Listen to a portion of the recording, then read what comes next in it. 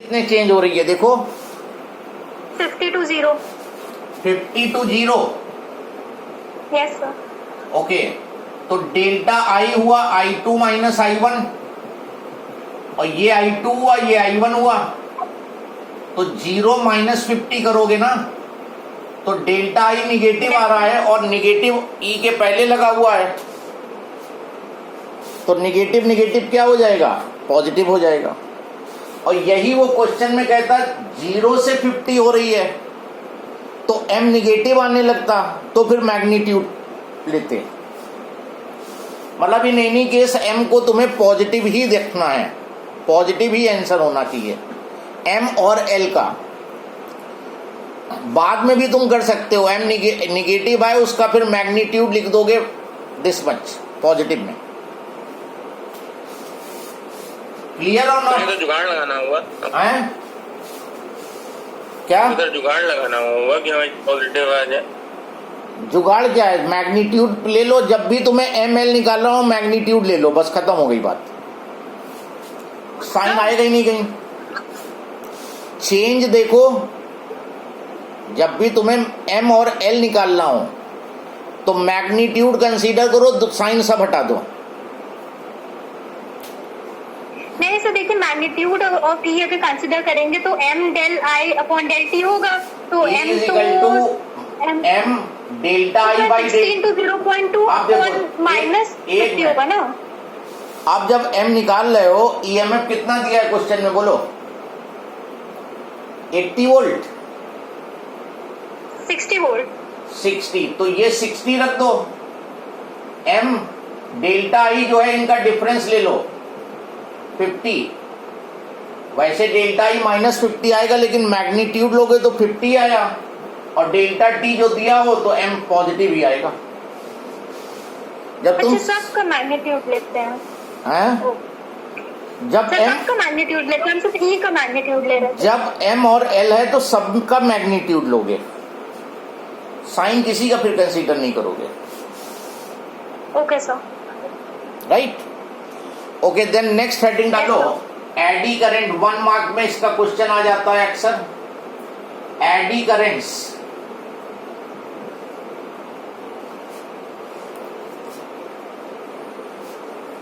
when a metal piece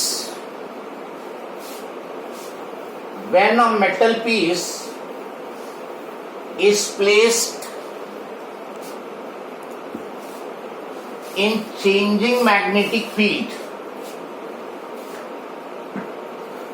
when a metal piece is placed in changing magnetic field or metal pieces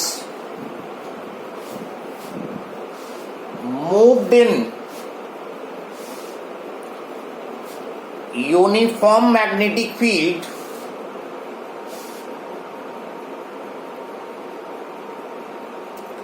then due to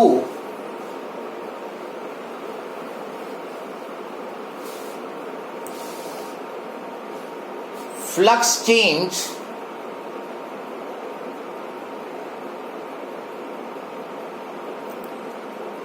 EMF is induced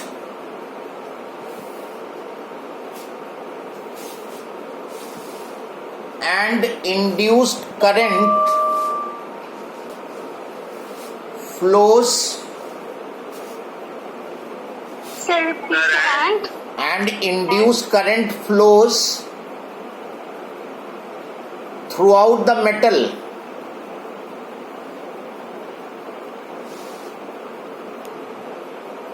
and this induced current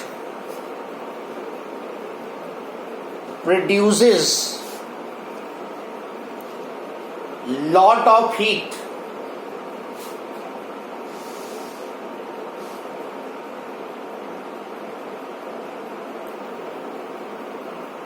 full stop. This current is known as eddy current. जैसे मान लो तुम्हारे पास uniform magnetic field है और और इस uniform magnetic field में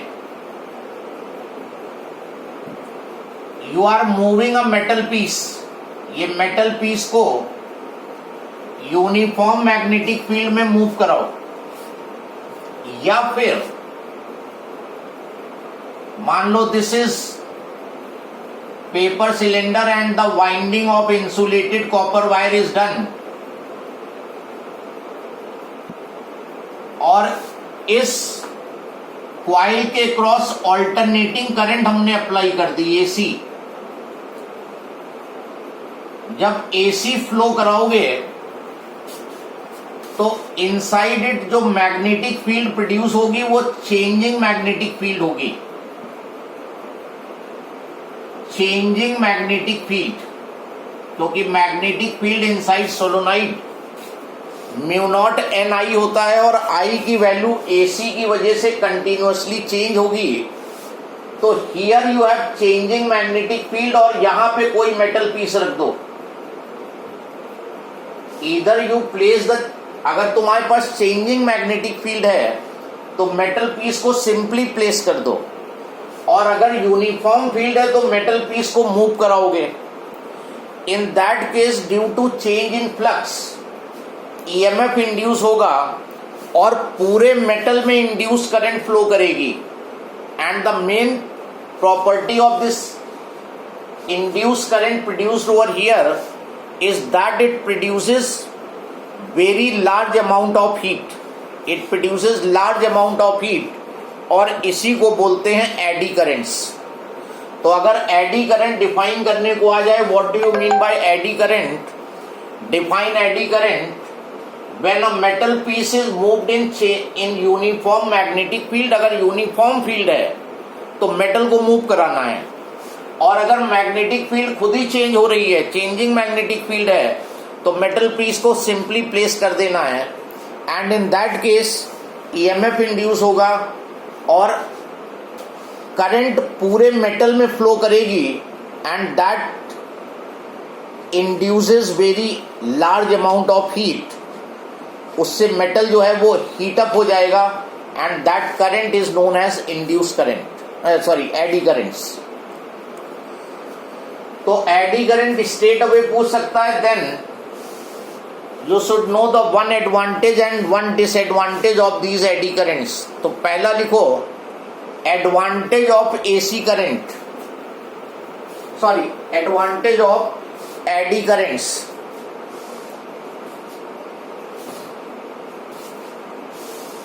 इसमें लिखो these eddy currents are used in induction furnace. These eddy currents are used in induction furnace. Induction furnace to melt metal ores by eddy currents.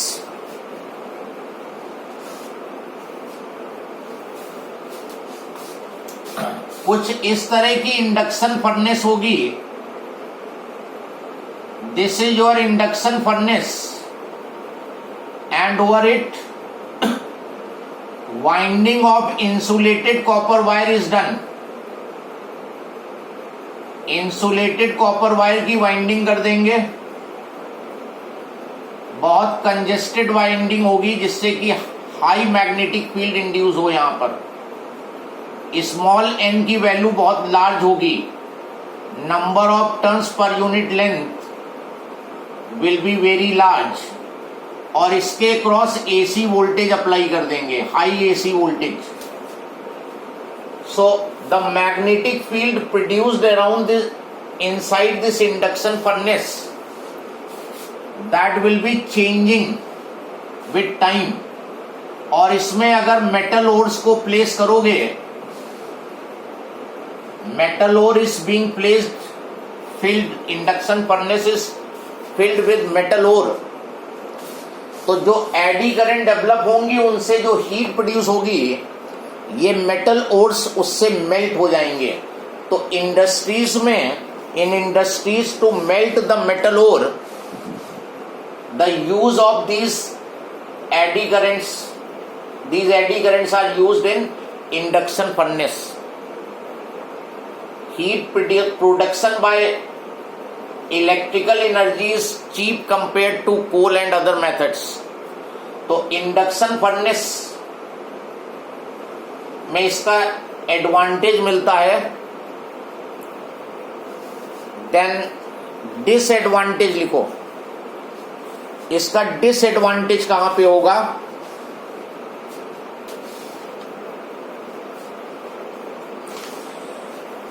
The core of transformer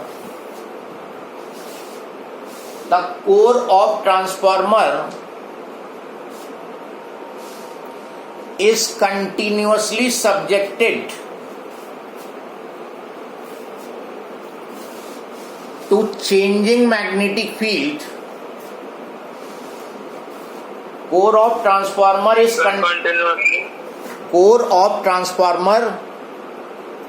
is continuously subjected to changing magnetic field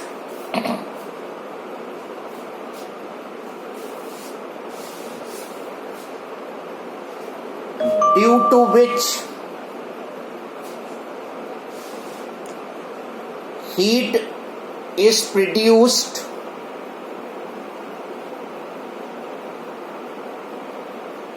in the core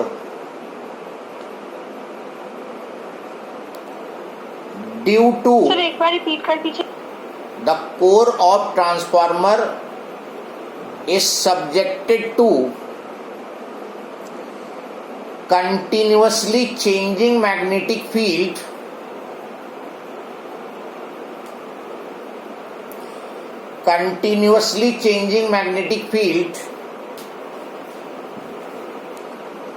so heat is produced in the core sir produce in the core के बाद से repeat कर दीजिए। उसके बाद बोला ही नहीं है। Heat is produced in the core due to eddy currents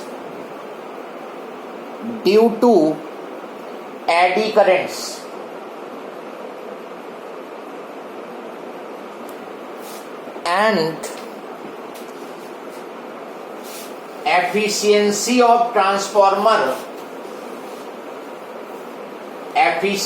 of transformer decreases.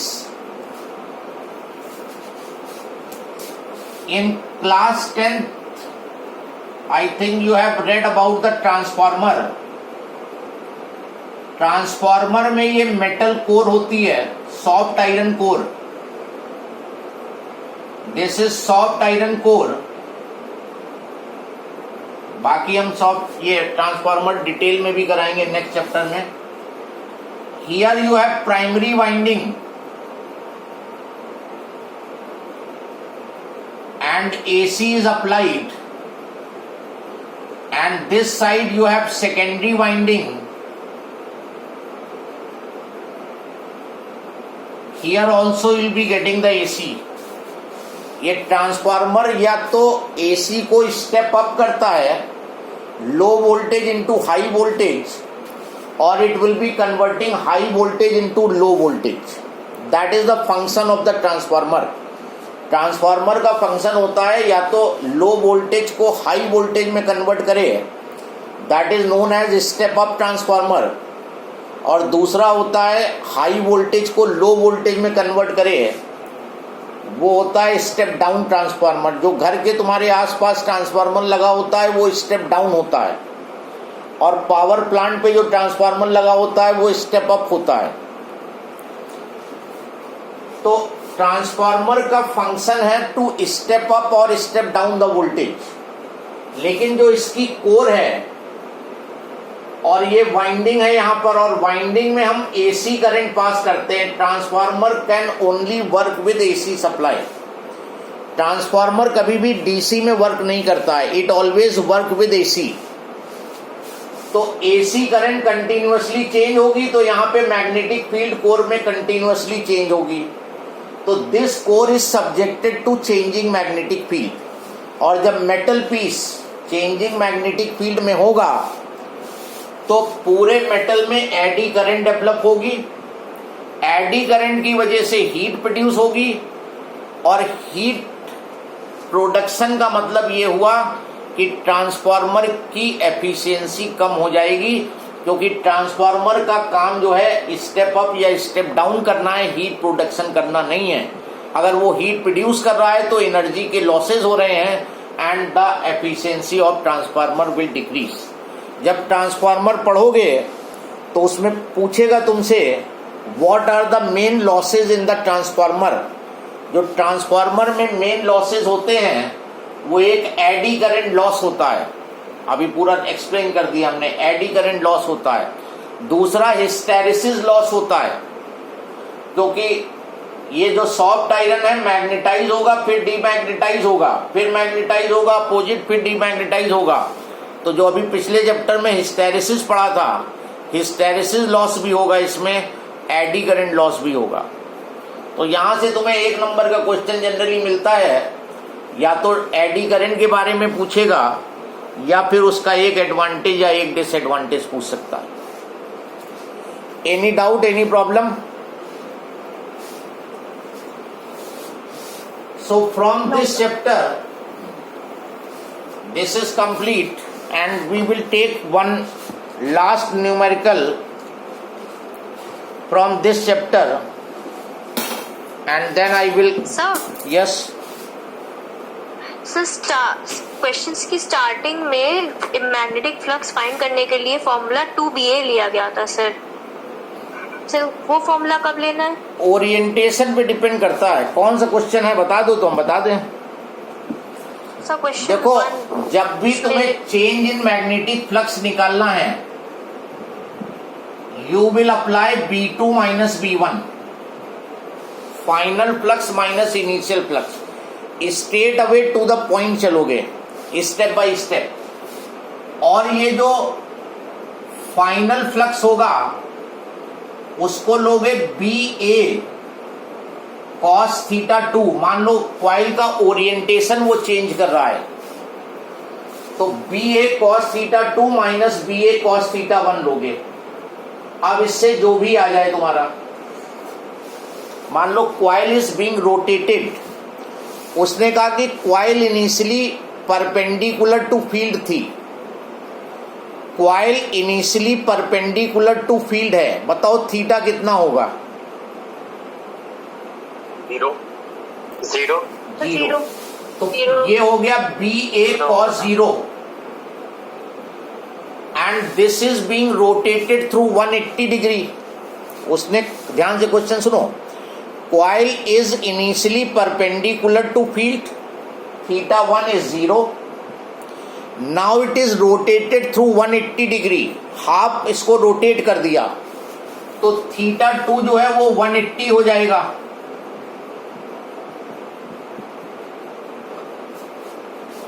तो ये डेल्टा फाई हो जाएगा यहां पर minus BA and this will be minus twice BA।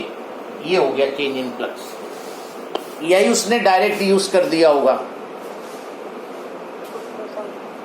Sir हाँ आज सर हमने आपको 2 क्वेश्चंस भेजे थे, वो उनसे सॉल्व नहीं हो रहे हैं। इतने मैसेज आते हैं उसी में घूम जाता है वो क्वेश्चन, चेक कर लूंगा। कल दिन में एक रिमाइंडर क्वेश्चन भेजा करो तो उसके 4-6 रिमाइंडर भेज दिया करो 5-5 घंटे के बाद, राइट? Okay sir. और सर बुक में एक क्वेश्चन है एरोप्लेन का, वो भी नहीं हो रहा था, उसकी फोटो नहीं भेजी थी हमने। अच्छा, ये सब तो छोटे छोटे क्वेश्चन है। एरोप्लेन वाले में क्या हो गया? ये क्लियर हो गया? नहीं आ रहा था ये प्रॉब्लम जिसकी थी क्लियर हो गई? Yes sir. Everybody has the book, book है सब? Yes sir. होगे तो घर ही में बुक तो होगी।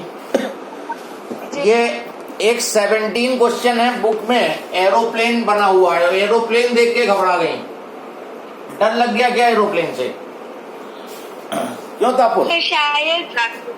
तो शायद okay, an aeroplane, the distance between the edges of the wing is 30 metre, तो लेंथ ऑफ द विंग जो है 30 मीटर एल हो गया। Landing down with a velocity 300 kilometre per hour, 300 kilometre per hour से वो landing down. If while landing, wings of the aeroplane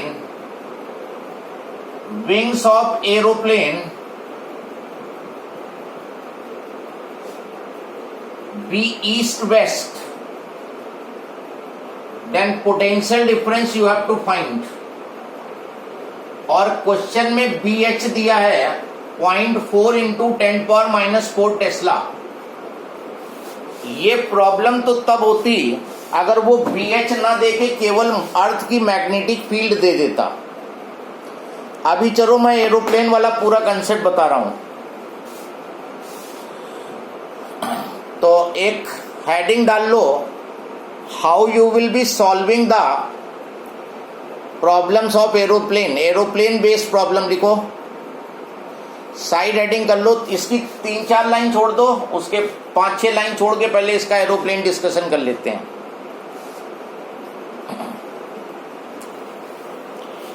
पहला point इसमें लिखो, aeroplane is flying horizontally. Aeroplane जो है वो हॉरिजेंटल फ्लाई कर रहा है। नाउ जब एरोप्लेन फ्लाई करेगा तो वो अर्थ की मैग्नेटिक फील्ड में फ्लाई कर रहा है। और हमने तुम्हें बताया था, डिस्कशन हुआ था कि earth magnetic field has 2 components. Earth की मैग्नेटिक फील्ड के 2 कंपोनेंट होते हैं, एक वर्टिकल कंपोनेंट होता है, एक हॉरिजेंटल। वर्टिकल का डायरेक्शन होता है वर्टिकली डाउन, हॉरिजेंटल का डायरेक्शन होता है साउथ टू नॉर्थ। इधर साउथ है, इधर नॉर्थ है।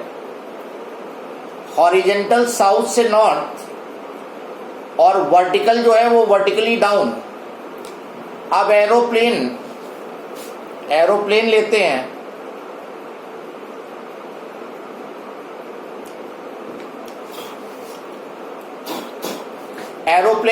ये एरोप्लेन है, ये इसके विंग्स हैं, ये विंग है उसका एरोप्लेन का। इसके एंड्स के क्रॉस पोटेंशियल डिफरेंस डेवलप होना है। तो तुमने हेडिंग क्या लिखी है? Aeroplane is flying horizontally